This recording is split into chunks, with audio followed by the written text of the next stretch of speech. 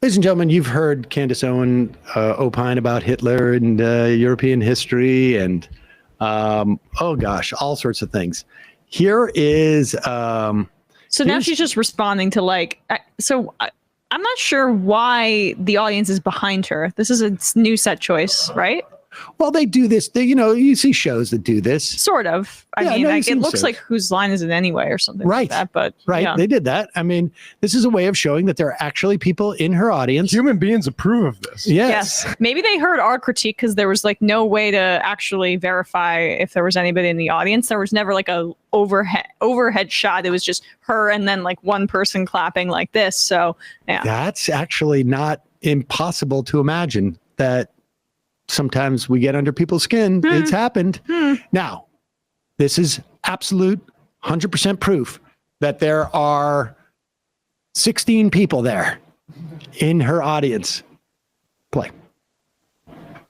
We've got some mean tweets that I haven't seen yet. So we're going to read some of them. It's going to be fun. Oh, someone said to me, okay, I guess this is in response to a tweet where I said, I'm the only person who has considered how pulling out of Afghanistan and starting a war with Russia are related from an energy policy perspective. And Anthony said, hey, McFly, we didn't start a war with Russia. Putin didn't even start a war. He started a genocidal colonization. Where are you? Ukraine is defending itself and the rest of the world from an authoritarian regime.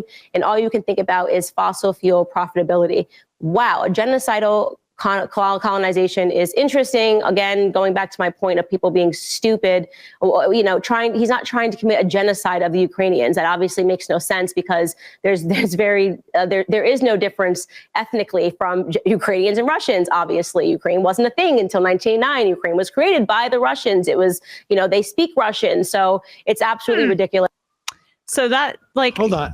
You want to stop it here because that's kind of it. There's a few things. Well, we need to keep going. I want to see where she's going with this. But I mean, the fascinating thing is did she spend any time on the actual point, or is it just on the semantics of genocidal? Right. That's what she's trying to use. If it was homicidal, she would have been like, well, it's technically not homicide because it is taking place in the context of war. Right. And but this is interesting. Go ahead. And again, this entire episode has been exposing to you how ignorant people are about the goals of Vladimir Putin. He has goals. The goal is not to just get rid of Ukrainians. That makes entirely no sense. It would not be helpful for him. So I would just encourage that guy to get a little more educated. Second mean tweet. There you go. Right there. He's not addressing she's not addressing anything. She's finding out, I also noticed that he spelled genocidal wrong, or at least that's what I'm being told. She's learning from Glenn Greenwald or something like that. Yeah, exactly. Is it so simple that my understanding is that they don't just simply speak Russian, that there's a separate Ukrainian language? No, of course. Of course. I mean, she's making all that up. I mean, the idea she's not, though. She's taking it from that. I'm almost positive she's taking it from Putin's essay from last year about the historical and cultural ties between Ukrainians and Russians, which is the pretext for essentially his imperialism here, and denying the sovereignty of Ukraine for the many centuries of culture there. And that's her response here is, she's not smart, but it's interesting to me because the right wing is almost acting like the left for the first time in a while here, in that they are completely unable to coalesce behind a coherent message about what's happening in Ukraine. We saw Tucker go full pro Putin at the beginning, and Trump did too. They saw that polled really well. Now every Republican at the State of the Union standing up, clapping for Biden's response. You have the traditional hawks like Lindsey Graham, who was let's go assassinate and bomb, whatever. Sean Hannity always in the same camp. And then Tucker kind of, I think, had to weaken his position a bit. And then you have just rubes like Candace Owens here, who's essentially just saying what Putin said. That's his line of thinking about his invasion. She's just regurgitating it. So there's no real coherent message that they're coming out of here with this here. And I think it's, at least in the short term, an issue for them. Who's going to tell her about what existed where we are, 200 years ago, or how big the United States was back at the turn of the century? Yeah, I don't think she quite responds to land back arguments the same level of like, yeah, who cares, man? It's just a nation state. It's just created. It's all a social construct. California? That didn't exist. I mean, there are French speakers in Canada. Should France invade? In fact, in Canada, they speak English. That's our language. We're basically the same country. It just doesn't exist. It really is. She's walking a tight wire. If she, I mean, I think she genuinely had not seen that tweet before. Like, give me the hate tweets without seeing it. Oh, that's another good segment that should be encouraged. Is her responding impromptu on stuff. Exactly. Yeah, but I am annoyed by like this trend of mean tweets.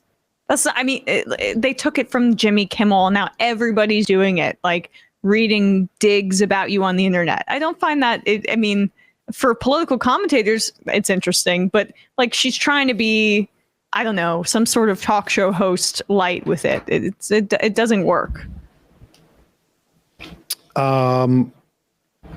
Should we do that Jesse Waters one? Which one is that? Oh, yeah, number 4. Was that it? Was that number 4? It's 3 or 4. Which one do you want to do? You guys want? Let's do the laptop back. Yeah. Okay.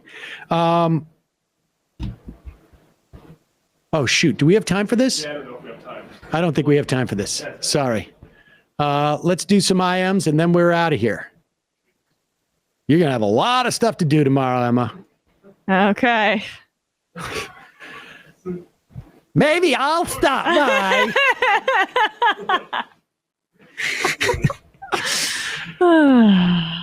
My God. Folks, let me apologize in advance for the next 8 months when I am constantly breaking out in Samantha Cider.